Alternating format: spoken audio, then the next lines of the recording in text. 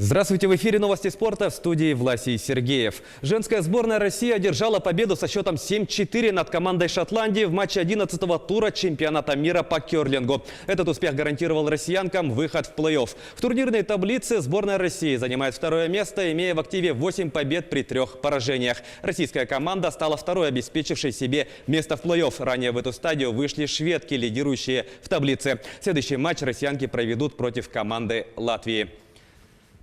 Женская сборная России по биатлону заняла 4-е место в Кубке нации. Об этом стало известно после спринтерской гонки на заключительном этапе Кубка мира, который проходит в Осло. 4-е место позволило россиянкам сохранить максимальную квоту в Кубке мира. В следующем сезоне на каждую личную гонку можно будет заявлять по 6 спортсменок. 1-е место в Кубке нации заняла сборная Норвегии, 2-й стала команда Германии, 3-й сборная Франции. 4-е место у россиянок, 5-е место заняли итальянки.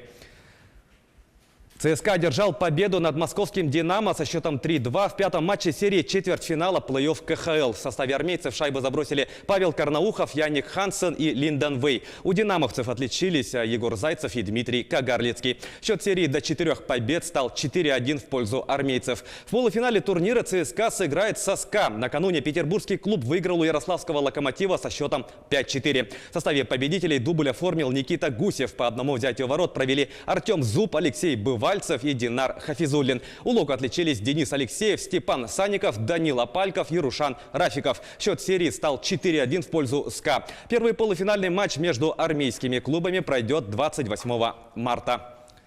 Российский баскетбольный клуб ЦСКА одержал победу над турецким Фенербахче со счетом 70-68 в домашнем матче регулярного чемпионата Евролиги. Самым результативным игроком встречи стал форвард Фенербахче Никола Калинич. В его активе 17 очков. В турнирной таблице Евролиги ЦСКА занимает 2-е место, одержав 22 победы в 27 матчах. Фенербахче с 23 победами идет первым. В следующем туре ЦСКА 29 марта в гостях сыграет с подмосковными Химками. Фенербахче днем ранее примет израильский Маккаби. Сборная России по футболу проиграла команде Бельгии в первом матче отборочного турнира чемпионата Европы 2020 года. Встреча, прошедшая в Брюсселе, завершилась со счетом 3-1. В составе хозяев поля 2 результативных удара нанес Эден Азар. Еще одно взятие ворот провел Юрий Тилеманс. За российскую команду гол забил Денис Черышев. В следующем матче россияне 24 марта сыграют в гостях с командой Казахстана. Бельгийцы в тот же день на выезде встретятся с киприотами. В Якутии прошли не менее зрелищные матчи. На паркете города Ленск состоялся 28-й по счету турнир по футзалу памяти основателей футбольного движения в районе братьев Старцевых. Медали традиционного турнира оспаривали 10 команд. Подробнее в материале наших коллег. Григория и Николая Старцева знает каждый ленский футболист. Благодаря их любви к игре и спортивному таланту о ленском футболе узнали далеко за пределами республики. Николай в студенческие годы играл за омскую команду «Иртыш», а по возвращению в Ленск в 1974 году стал игроком местной сборной. Георгий и их третий брат Валерий в 1972 году собрали футбольную команду из четвероклассников. В дальнейшем они выиграли чемпионат Якутии и приняли участие во всероссийском зональном турнире юных футболистов на приз клуба «Кожаный мяч». Первый турнир памяти состоялся 28 лет назад, 25 января 1991 года, в честь Григория Старцева. С 2017 года Комитет по физической культуре и спорту проводит первенство памяти уже 2 братьев. С братьями с обоими был знаком лично. Турнир, посвященный братьям Старцевых. Он начинался детским турниром, а потом возобновился. Мы решили проводить и детский турнир, и взрослый турнир.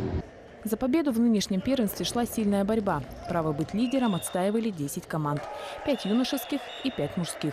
Не обошлись без споров и травм. Никто не хотел уступать позиции. В этом году мы играем также с боевым настроем. Мы настроены на только 1-е место, потому что в том году мы тоже взяли 1-е место. Среди школьников Кубок победителя вновь завоевала сборная школы номер 3. 2-е место у 2-й школы. Замкнула лидирующую тройку команда Ленского технологического техникума. Чемпионом взрослых состязаний стала команда с аналогичным названием. 2-е место заняла «Спарта». 3-я ступень пьедестала у ветеранской сборной.